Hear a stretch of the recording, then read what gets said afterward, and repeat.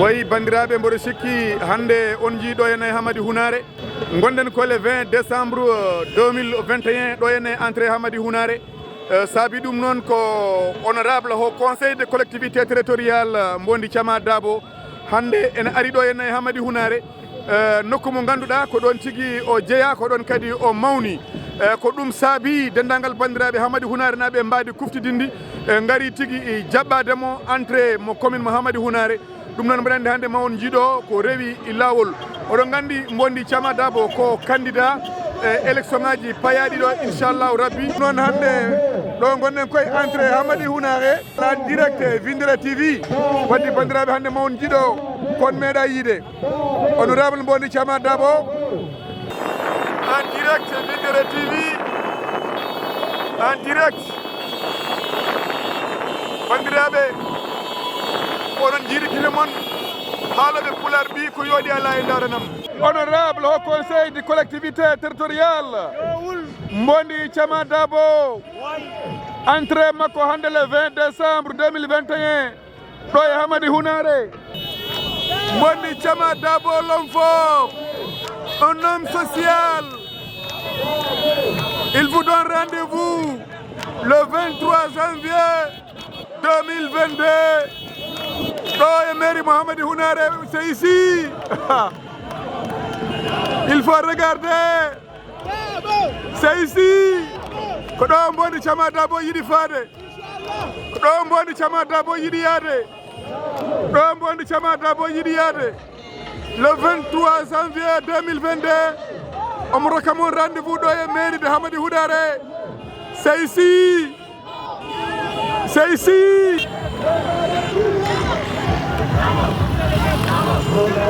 woy bandiraɓe en gari ɗo garas Hamady Hounare ɗo woni Juli Samba Mayel Jeeri Mayalla Malango wele ndiyam moƴƴa ngari ƴogoɓe junne yare soppine lorre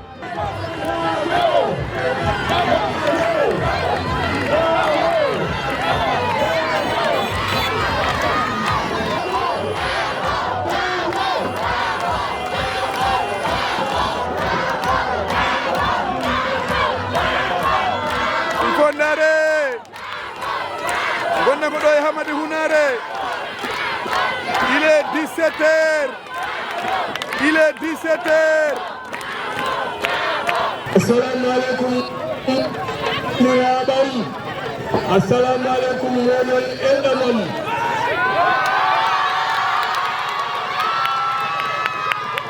nous sommes en direct ɗo e Winndere-tv kono noon ɗo mi andi wonɗo poɗɗon en Allah jarama on jarama mi weltanima on no fewi tampere mon nde yallah yoɓon ɗeɗo balɗe fewi gila hecci hanti ha hanɗo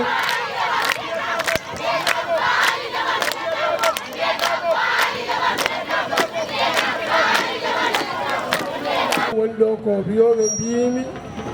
e wiyoɓen ti e wiyoɓe mane e wiyoɓen ko on nani koɓe goni ɗo ɗiɗo leƴƴi ɗiɗo goni garas keleno ɗo o dari ɓe gurno ɗo ɓesguji mumen garas keleno ɗo haalata haala mum ko gonga garas eɗen cohli ɗum e Hamady Hounare naaɓe ndeysan koɓe mbaɗi ko ndeysan enen fof eɗen jiiɗi garas ndeysan kono yo tawde wonde e fodde est ce que par ce que mi nani e réseau sociaux ji ne mbiya koɓe mbaɗi koye no feewi ala fewani eɗen jiɗi garage kono mi no ardini yooɗani jooɗiɓe ɗo henne ene gurno ɗo ɓesguji men no wurnirta ɓesgu makko ni manane nde o haala ɗumen muynude en ɗi muynannoɗi avant tout mbaɗa salminma min beltanimama journaliste et frère mais ko honneur pour mino dañde on leader aɗa waɗa changé comme min to Hamady Hounare comme nous les intellectuels on l'a voulu par ce que min ɗaminoma changement min keɓani min jiiɗi no changement min dañani min dañi un homme digne intégré un homme fonctionnaire qui est prêt à servir son peuple kadi so tawi on daari on gandi ɗo ala babiraɗo so toute une jeunesse cela veut dire que la jeunesse est en train de vivre, la jeunesse est en train de suivre sa sommet, la jeunesse est en train de dire ils ont leur avenir en main. Tout ce que nous avons à dire, c'est le 23 janvier que nous allons voter massivement pour M. Dabo afin qu'il puisse gagner les élections, qu'il soit à la mairie et que Hounare soit prospère, nos choses soient faites. C'est ça que j'ai à dire. Et avec ça, je suis rassuré. Mbondy Dabo nene dago e nder beddaji Hamady Hounare lundi le 20 décembre 2021 à 17h54 minutes. Monsieur Dabo, ça c'est Mbondy Thiama Dabo. C'est Mbondy Thiama Dabo.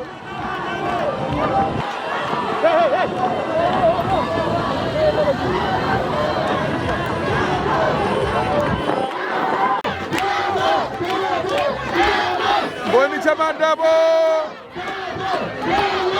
ndare mon wiɗo ko min jeeyi e Mbondy Thiama Dabo gargol mum ɗo henne Hamady Hounare Hounare so wona machallah waɗi joɓɓingal waɗi sobo yobo machallah matawde yende kadi alhamdulillah yimɓe suwaɓe joni ɗum machallah donc nag noon ɗum noon min ñaagui Allah ko wallede nomin jaari ha Mbondy o Thiama Dabo heɓa ko yiiɗi o ɗum noon wonde min fof amin jeeyi amin caggal makko Allah caggal Allah caggal makko merci Keita amin belti hen ha wona seeɗa kadi min ñaagui Allah yo Allah walluma heɓa ko yiiɗi ho min gawma ha min dusama ha mairie o jooɗo o walla suwaɓe Hounare naɓe jolta hujjaji mumen ko jiiɗi ho presque amin kampi min koƴama amin ɗomɗa min ngala ndiyam min ngala courant min ngala haydara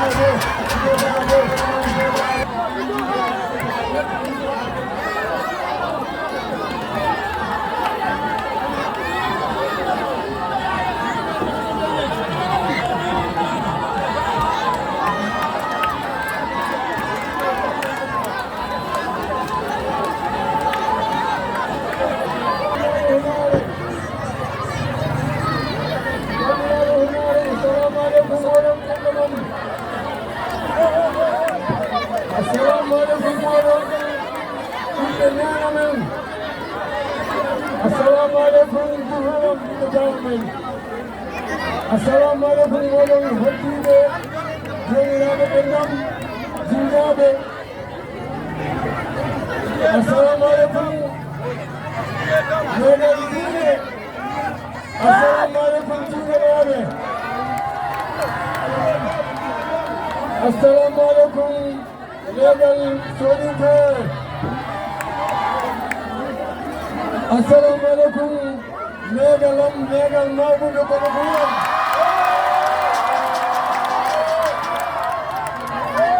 assalamu aleykum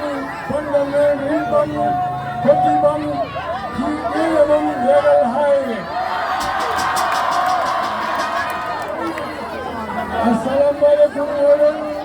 banda men sehiraɓam koddiɓam jomiraɓe andal hono siccimaɗe siccimaɗe ɓugoɗe jooɗi fof assalamu aleykum legalam legal kesal e legal gore mawɓe ceernoɓe ɗo ɗo jibinami ɗo gotam dasa ko woni Thiama Dabo yettima damar galle mum mono waɗa déclaration mo haalda e bandiraɓe wiide ɗumen o rokki ɗumen aadi le 23 janvier 2022 so woni 18 heures o yiɗi ko dagade jaam jaam o yaha Hounare e mairie mo Hamady Hounare